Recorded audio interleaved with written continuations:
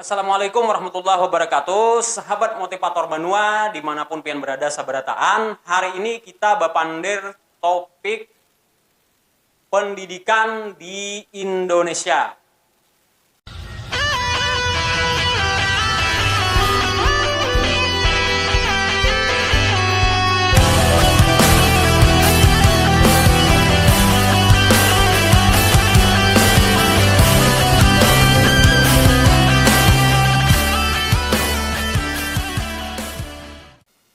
Sahabat Banua Sabarataan, dari fakta-fakta yang sudah ada kita lewati, bangsa kita ini berjalan secara global nih, dilihat di tingkat internasional.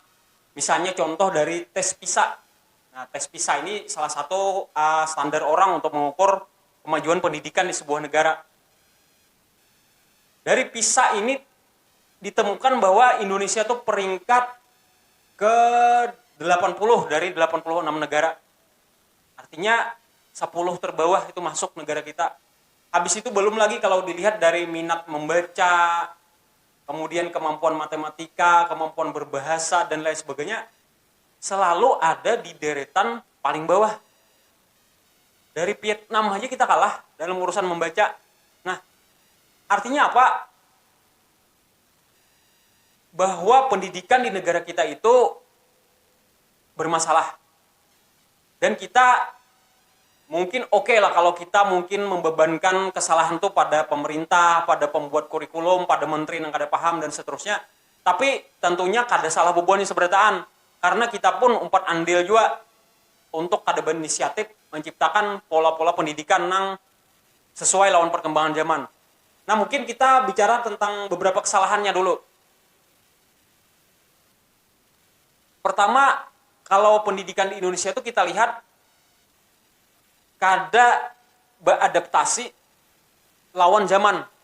Artinya kekanakan nih kada disiapkan untuk masa depan. Coba contoh kalau kayak kita nih. Kita kan sekarang hidup di era medsos, di era YouTube, di era digital sebagainya. Tapi pernah lah pendidikan kita zaman SMP, SMA menyiapkan kita untuk menghadapi zaman kita saat ini nih. Ada nang dulu tuh ada cuma diajarkan apabila Pangeran Diponegoro melakukan perlawanan lawan Belanda, yang diajarkan itu manusia prasejarah itu hidupnya di tahun berapa dan seterusnya. Hal-hal yang berbau hafalan-hafalan itu dijajalkan ke otak kita. Dan itu dijadikan syarat kelulusan lagi dulu. Nah, kemudian pendidikan dulu tuh kada juga mengembangkan nalar lawan logika kita nih. Artinya kita sudah tahu aja sudah. Tahu bahwa Pangeran Diponegoro ini lahir sekian, pemberontakan Belanda itu sekian. Habis itu udah ya lagi. Kita kada tahu cara mengoptimalkan pemanfaatan ilmu pengetahuan yang kita dapat tadi itu kada tahu kita. Nah, kemudian pendidikan kita juga kada menyiapkan kita untuk berhadapan langsung lawan industri yang memakai kita saat ini. Industri game, industri komputer, segala macam, itu kita kada disiapkan dan kita takajud lawan perubahan zaman. Imbah itu pulang, kalaupun kita misalnya kada diterima di dunia industri, seharusnya kita tuh diajarkan pulang untuk siap berwirausaha seorang. Nah, ini nih seraba luput jadinya, berwirausaha kada siap, di industri pun kada siap juga. Jadi kada dana siapnya, makanya sekarang banyak benar mismatch atau kada connect antara lulusan sekolahan lawan lapangan kerja yang tersedia, kada connect. Nah, hari ini mudah-mudahan kita kawa belajar dari seorang Ki Hajar Dewantara. Ini tokoh pendidikan kita yang dijadikan bapak pendidikan nasional kita di negara kita. Jadi seharusnya kita tuh mengacu dari beliau. Nah, belum lagi kayaknya kalau kita berbicara pendidikan menurut konsep Islam, menurut konsep Barat dan lain sebagainya, kita hari ini belajar dari Pak Ki Hajar Dewantara dulu, yang dijadikan landasan filosofis di negara kita nih. Pertama, kalau menurut Ki Hajar Dewantara, seharusnya pendidikan itu memerdekakan lawan kita. Itu tujuan yang paling pertama, memerdekakan. Ada tujuan lain lagi, pokoknya memerdekakan diri kita. Merdeka itu supaya apa? Supaya selamat lawan bahagia. Nah, itu pulang ada kan Kayak apa aja kalau kita kada membahas akhirat dan lain sebagainya. Ya akhirat itu sama, pokoknya kita mencari selamat dan bahagia. Kita kan menghindari neraka dan mencari surga kan gitu. Titik. Tujuannya itu aja, selamat dan bahagia. Sekarang kita lihat pendidikan kita tuh ada kada nang maulah kita tuh ancar-ancar menjadi selamat dan bahagia.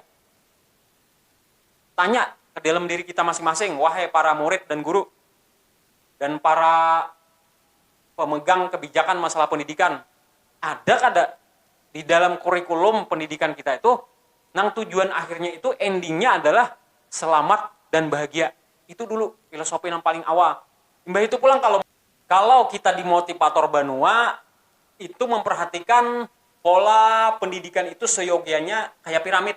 Nah, piramid seperti ini, di atasnya ada puncak mengerucut kayak ini. Jadi di dasar itu seharusnya kita belajar yang paling penting itu dulu adalah ilmu-ilmu dasar yang paling mendesak dalam kehidupan kita. Membaca, menulis, berhitung yang basic-basic supaya kita kada dibunguli orang ya. Nah, itu harus kita pelajari. Kemudian cara berpikir, cara belajar yang baik itu kayak apa, itu semuanya diajarkan di basic-basic. Pelajaran-pelajaran dasar mulai dari TK, SD. Nah, seterusnya. Kemudian yang kedua itu masuk di tangga kedua, di pertengahan itu kita wajib self knowledge. Mengetahui diri kita seorang nih. Karena banyak benar wah ini remaja-remaja alay nang gara-gara ketidaktahuan inya lawan diri inya seorang kada mengenal nih. Jangankan hendak mengenal orang lain, diri sendiri aja kada terkenal. Itu akhirnya iya nang kebut-kebutan di jalan, kemudian maulah tawuran, kemudian kumpul-kumpul kada kakaruan, duduk-duduk di kafe sampai tengah malam dan seterusnya, memandirakan hal-hal yang kada berguna di masa depan. Itu berasal dari inya tuh kada kenal lawan dirinya sendiri, self knowledge-nya kada ada. Dan itu kesalahan pendidikan kita. Mutlak salah pendidikan kita karena bobohannya kada dibimbing untuk mengenali orang yang hari-hari berdampingan lawan dirinya seorang nih. Masa kada kenal? Nah, kemudian yang ketiga paling pucuk itu adalah kita harus tahu meaning of life. Makna hidup nih gasan apa? Kemana kita imbah mati nih? Nah, itulah 3 panduan paling dasar untuk pendidikan kita tuh seyoginya mengarah.